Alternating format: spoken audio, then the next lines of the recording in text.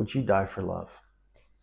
And I don't mean the heroic sense of the word, where you're dying on your sword in battle to save the one you love. No, I mean, would you slowly dissolve yourself and die one concession, one part of yourself at a time in order to keep the love alive?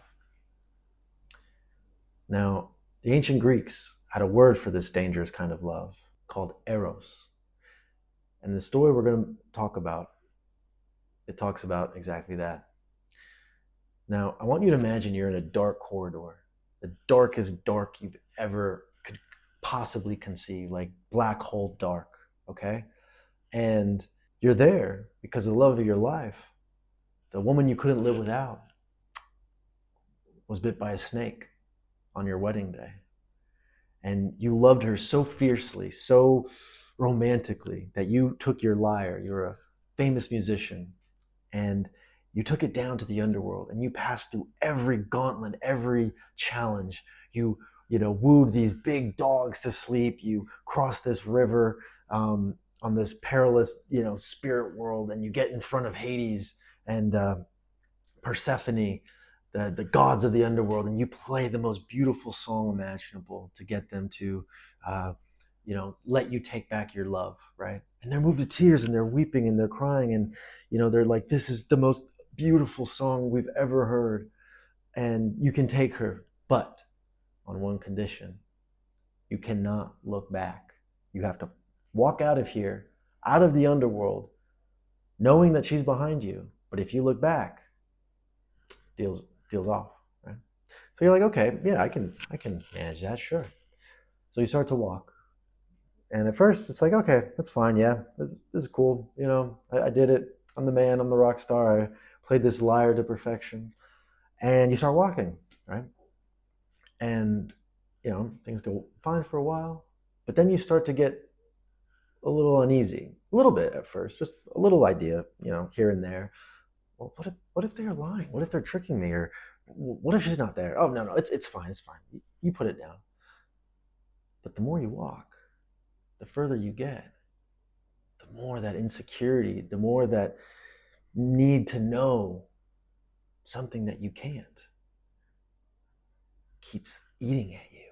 And as you try to outrun it, it keeps pace with you.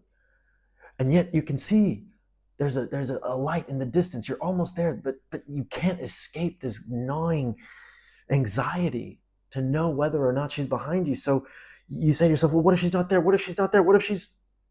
And you turn around at the last second, and she was there the whole time.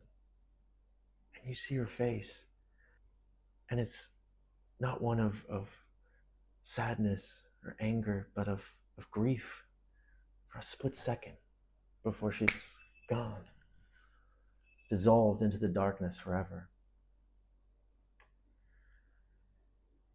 Now, why did Orpheus, the musician in this story, look back at Eurydice?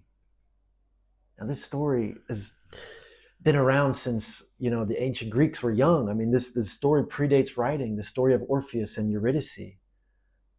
I think because it touches on something that is so human, so in us, this need to validate our love, to know for certain, to know that the person we love most is right beside us. But that's not love. That's, a sort of self-death, because you're no longer orienting yourself around your own confidence, your own knowledge of your direction. And Orpheus, if he would have just kept walking, Eurydice would have followed him, and they would have been living happily ever after. But the ancient Greeks knew the dangers of this kind of love. Eros is what they called it. And they knew it was dangerous because it could become obsessive, it could become all-consuming, and it could, take you away from your own center, your own ability to ground yourself.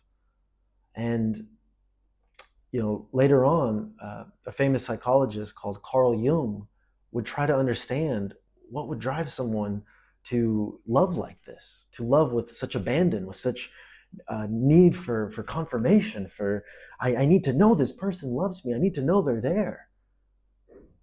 And Carl Jung had a word for this. And he said the reason we humans do things like this is because inside each and every one of us, there's an anima. Now, the anima is a part of you that has grown up with you your whole life, but it's the part that's been neglected. In men, it's called the anima, and in women, it's called the animus, right? And it's sort of the unexpressed feminine or masculine idealization figure that we idealize, that we want to project out onto real people. And that's where the danger lies in.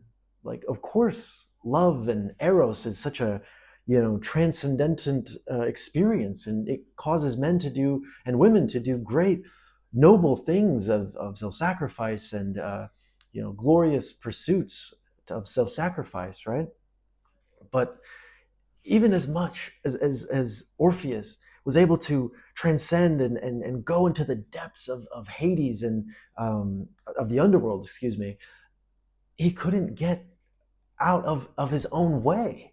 That's the scary thing. Is no matter how glorious he was, no matter how brave and triumphant and how beautiful his poetry was, he couldn't escape the fact that he himself never completed his own internal animus, his anima, to reconcile his own angst, his own anxiety about whether or not Eurydice was behind him, right? And what Carl Jung is trying to say with this idea of the anima and the animus is, by you trying to project this image of the ideal feminine or the ideal masculine onto another person rather than incorporating it into yourself, right? That's when you lose out. That's when you look back and everything dissolves. Because that completion, that love completion that you're seeking in another person is already within you. So goes the theory. Now, I want to give you another example through history. This is an actual historical figure by the name of Mark Antony. Now, you might know the story of Mark Antony and Cleopatra, but if you don't, the idea is this. Mark Antony was right under Julius Caesar. He was literally like second in command, right? And after Julius Caesar was assassinated, he ends up taking control of what's called the triumvir, right? And which, the Roman Empire, Republic, was split into three, right? And he gets control of the East, okay? And when he's down there, his job was to kind of go to Egypt to absorb the Egyptian kingdom into the Roman domain, right?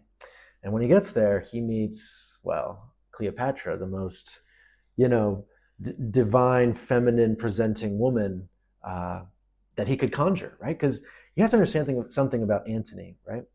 He was someone who grew up without a father. His mother had a relationship with a guy that he didn't connect with. So for him, when Julius Caesar died, he was the only kind of strong, disciplined, self-regulating person in his life.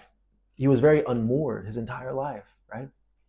And Julius Caesar provided this stability for him. So when he was murdered, it was obviously very destabilizing for him. And now he's off in this new world, and he's seeing this woman who, to him, represents his unexpressed anima, right? This beautiful woman. And what's crazy is he actually modeled himself, Antony, like in dress and his mannerisms, after Dionysus, which was the ancient Greek god of kind of chaos and mania and divine love. So when he met Cleopatra, it was like, oh my goodness, this, over intoxicating love, like, you are the perfect woman for me, like, and he was the perfect woman or perfect man for her, and they were just so in love. But what happens during this, eros consuming love? The empire starts to fall apart. Antony's enemies are at the gate. His countrymen back home think that he's abandoned his sanity and gone native, is what they would call it, right? Because he was literally saying that Cleopatra's kids are going to be the new heirs of the kingdom of Rome. And they're like, people are like, what is going on here? And there's a very famous Shakespeare play, Antony and Cleopatra is called, and he has this line that's resonated, encapsulates what exactly was happening to this once former formidable, presence, the shape of a man who was shapely in politics and military campaigns and just structure and stature, right? He had shape to him. But by the end of this play, right? And Octavian was this emperor, this his kind of rival who was at the gates, who was coming in through Judea, and he was coming to overtake him in Alexandria, in the last Hellenistic Egyptian world where Cleopatra was reigning, right? And he sees all this happening, and he had just heard that Cleopatra, like while the whole city's surrounded and everyone's about to go crazy and they're about to be a siege and everything's collapsing, right? It's anarchy, chaos, right? And he hears that Cleopatra has died, actually, and he actually was going to kill her because, or at least I don't know, get really angry at her because there was this ship campaign, right, where these ships were supposed to overtake an enemy. And she ended up just being like, actually, I'm gonna call peace. I'm gonna call dibs. I'm gonna try to like figure out a strategy to negotiate with my wealth. And if they don't take it, I'll just like blow it up or something. Like she was hardcore, Cleopatra. But anyway, so she hears that she's dead, right? But it was a miscommunication. It was an error in transmission or a strategy, a tactic of her. Who knows, right? The jury's still out. But he ends up getting this news, and what he says is, he's looking around at what has become of him. Like everything is gone. Who he was as a statesman, as a military emperor, his whole external world, right, is gone. And the line is, and here I am, Antony, yet I cannot hold his very shape. The essence of it, right? I get it word for word, but I cannot hold his shape. Here I am, Antony, yet I cannot hold his shape, right? Like he's not Antony anymore. He dissolved into this love, into this projected fantasy that he had his whole life of what an ideal love would become. A love that he couldn't have or he couldn't give himself because he was always projecting outwards. Projecting, I mean, this is, I might indulge me for a bit, but I do think there is some truth to what makes someone who they become. And he had, seen, like he was kind of a layabout during his youth, kind of getting into trouble, came from like a, rich, but not necessarily super respected family. So he kind of had a chip on his shoulder, and he got into the military. And then he's like, oh, I actually can do pretty well here. I'm not just like a bum, a burnout guy. Like I can, do things. And his men, they loved this guy. Like they weren't just like, okay, yeah, you're the boss. No, they loved Antony. Like he was the bro. He was, just like, they loved the guy, right? But I think for him, all of these sort of external campaigns of conquering, of achieving, political heights, and then military campaigns, and conquering, the most beautiful woman in the world, right? And like all these external things, they can go away, right? And what are you left with at the end? Well, after he says those words, he falls on his sword. He kills himself because he's nothing after that. He couldn't integrate his own internal anima, his own internal love for himself, for just him as Antony. And I think obviously not having a father and maybe a distanced mother, not an ideal mother situation, and his mentor, his only father figure in his life, being brutally murdered. I mean, he was unmoored. Unmoored means he was like with no direction. It's like a sailboat without a captain, right? He was just, and that's what eros, the dangerous form of love, can do. It can hollow yourself out and make you die. He he killed himself because there was nothing left. There was nothing left for him. Now, that brings me to today, right? Now, what we have today in modern times, obviously, back then they had a lot. Okay, here's the thing about modern times, right? Now, how does this relate to us nowadays? Okay, obviously, I think we have it. Maybe not the stakes. The stakes might not be as dramatic, maybe, but the underpinning reality of that sense of Orpheus wanting to look back, or Antony losing shape, right? This sense of this anxious need to confirm our worth, to confirm that we're enough, that we're, I don't think that's gone anywhere. If anything, I think it's gotten worse. Because what you look around and you see today, when people get into relationships, at least back then, Orpheus had his musician friends, he had his little posse, he had Antony had his soldiers, he had at one point, right, like there was a lot more community structures in place, let's say. Whereas today, we're never been more lonely than ever. I mean, the churches are empty, the third places are gone, people are hyper individualized, whether it be through algorithms or social echo chambers. There's no sense of outsourcing of communal needs. So when you find someone, when you find your Cleopatra or your Eurydice, they become everything. They become that inner anima or that inner animus, right? That you project outward and onto this fantasy, this delusion onto another person that they can never fulfill. There's a movie that came out recently that's been pretty popular called Obsession, and it's basically about a movie. And it's a movie about a guy who has a crush on a girl, and she sees him as a friend, but then he breaks this little wishing stick to make her obsess over him more than anyone in the world. That she loves him more than anyone in the world. And over the course of the film, she turns into a monster. I mean, like, you don't want that. You don't want someone to complete you, to be so obsessed with you, because it's a terrifying love. It's monstrous. It's scary. It's a horror, because it's no longer a person, but a realized projection. They're not, and no one can love someone who isn't real. I mean, in the film, like, she's like, the character, like, she has like moments where she becomes like, back into her body, and she's like in agony, and it's horrifying, because she lost control of her body, and she became possessed, creature. She wasn't even a human anymore, right? So that leaves us with a very scary proposition, because what that horror film is trying to depict happens in reality, when someone gets spurned in love, and now they're like, if I can't have her, then no one else can have her.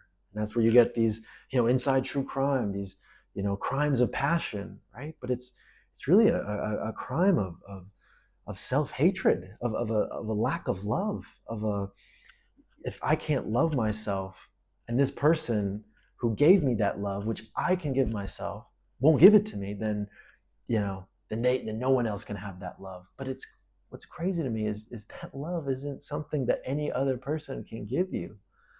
It's only a love that you can give yourself. And you could debate me or whatever, that's fine. But truly, if you genuinely considered this hypothetical, or if you've ever been in that situation, right, you'll know what I'm saying is true. Okay, that's appeal to emotion, appeal to experience, whatever.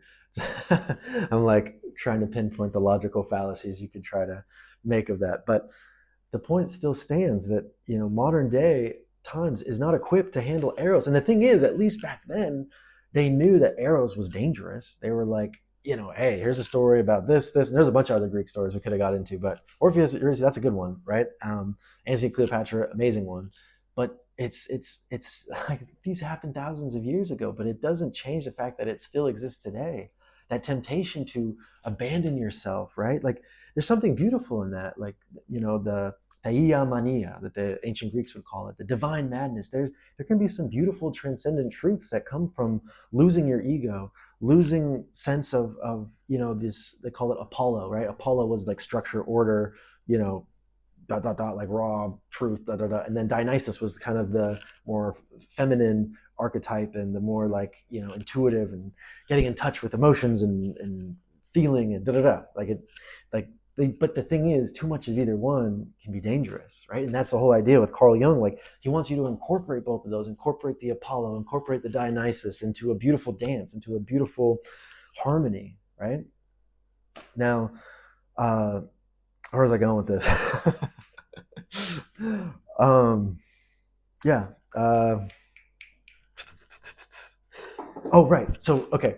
Today, we don't have that same uh, fear, right, of love, right? When we hear, oh, I'm in love with someone, like, oh, that's amazing, oh, that's amazing, love, love, love, love, love.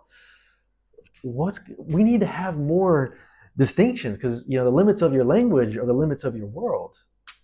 Not my words, but uh, but really, because when you limit yourself, right, to the idea of love, right, love has to be this all-consuming thing, right, and granted, I think the ancient Greeks had a much better, more helpful distinction, because they have so many different words for love, because not eros couldn't be the one love that would be the load-bearing wall of your life, your whole emotional architecture.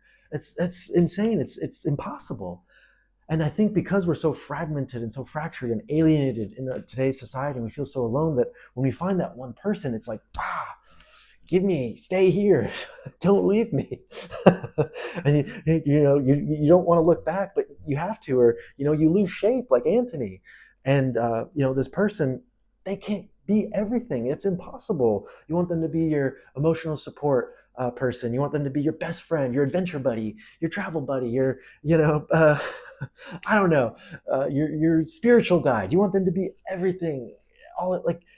Whereas the healthy approach, right? The ancient Greeks had 6 words for love, right? The eros we talked about, there's that danger to it. It can also be transcendent. It can be good, right? It can like help get you out of your own ego, your own rigid life, but you have to incorporate it, and that comes the next word, which is pragma, right? Which is I guess it comes from like pragmatic love, but it's like after that explosion of that eros loves, it kind of cools into a more practical, warm, enduring kind of love, right?